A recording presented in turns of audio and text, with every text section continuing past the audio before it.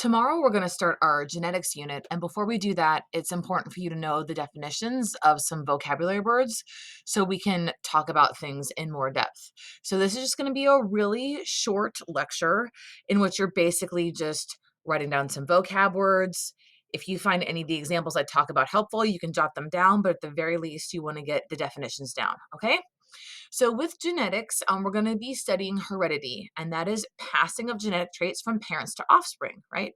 Which is why certain traits tend to run in families, right? Like maybe all of the kids have a certain shaped nose or what have you, or maybe hair color, eye color, what have you. Okay. That's heredity, is looking how things get passed from generation to generation. So now we're going to look more and get at like how that happens. And so we're going to go and we're going to switch back to talking about chromosomes again. Remember chromosomes? Hopefully you do. Okay. Remember how when we had a homologous pair, that meant that we had two chromosomes of like the same length and shape, and one was from mom, one was from dad? Cool. So basically shown right here as a pair of homologous chromosomes, and you have one from mom, one from dad. The difference here, though, is that each chromosome is going to carry an allele. An allele is just like a version of the same gene. So maybe this little band in yellow right here is the part of the DNA that codes for the protein to make your earlobes. Okay. And we're going to talk about this soon, but earlobes can be attached or free, is what they're called.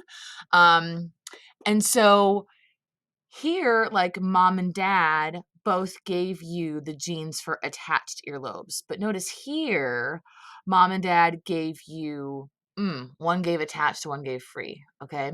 So here we have the alleles. We have the attached alleles, and here we have an attached allele and a free allele. Okay.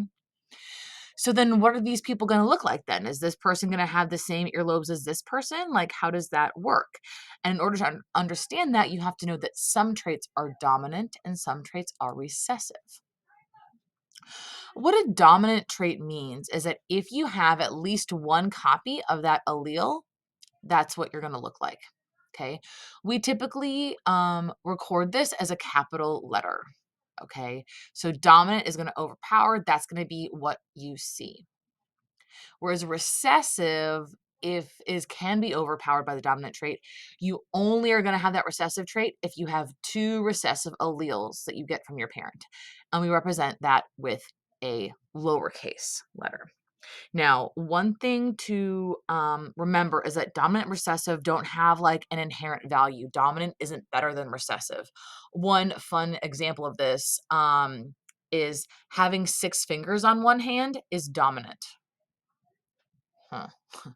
Now, that certainly isn't like more common, and I don't know if that would be a good thing or not, but like, so dominant doesn't always mean the most common or the best. It just means if you have at least one allele with it, you get it. And if you don't, then you don't. Okay, so that's all that means. No value judgment on something being dominant. So let's go back to our earlobe example then. So we just learned that if we just learned about, remember, dominant traits. So let's figure out what they're going to look like. Okay, let's take a look at this person. They have 2 lowercase letters. So this is going to mean with 2 lowercase letters, this is going to be over here, they're going to have that recessive trait. Okay, so they're going to have attached earlobes. This person over here, they have one dominant allele, one recessive allele. So they are going to show the dominant traits because, again, they've got one capital letter and one lowercase letter. Even though there's one lowercase letter, it doesn't matter. Okay, the dominant is going to overpower. And so this person would have what we would call free earlobes. Okay. There's some more science vocabulary that we can use to apply to this genetic combination, and that's heterozygous and homozygous. So if an individual is heterozygous, it means you have 2 different alleles for a trait. So let's look at our 2 pictures here, the option 1 and option 2. Which one of these 2 is heterozygous?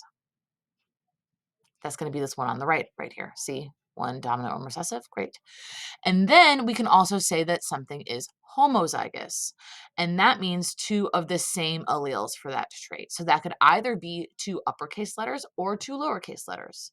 So here we would have 2 lowercase letters, okay?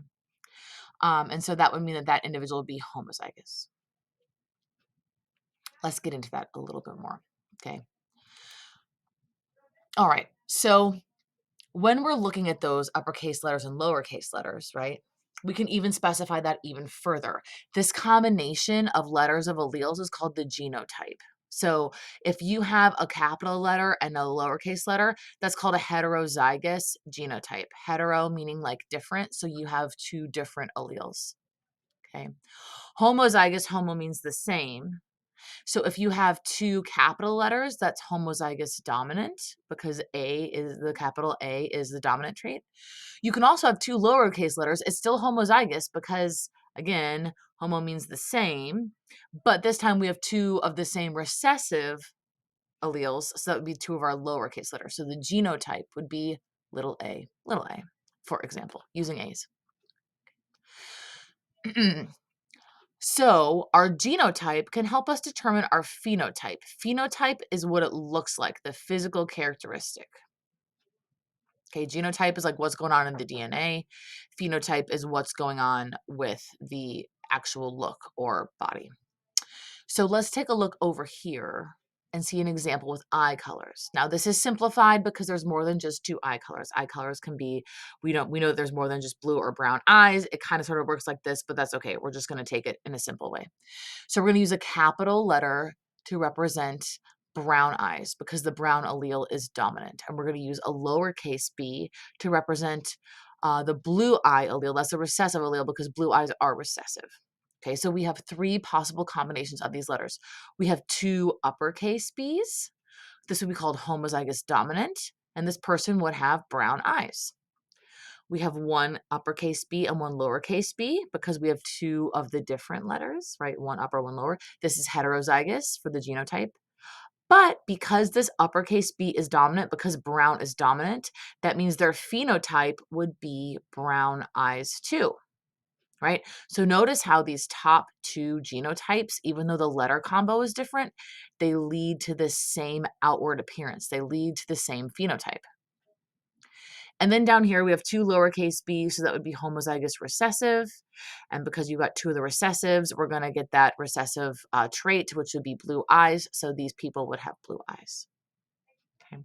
So hopefully this helps you visualize the difference between a genotype and a phenotype and how multiple genotypes can give you the same possible phenotype. Okay, that's it for your notes. We'll be dealing with these words for this whole unit. And if you have any questions, if anything doesn't make sense, you'll have a chance to get your questions answered tomorrow.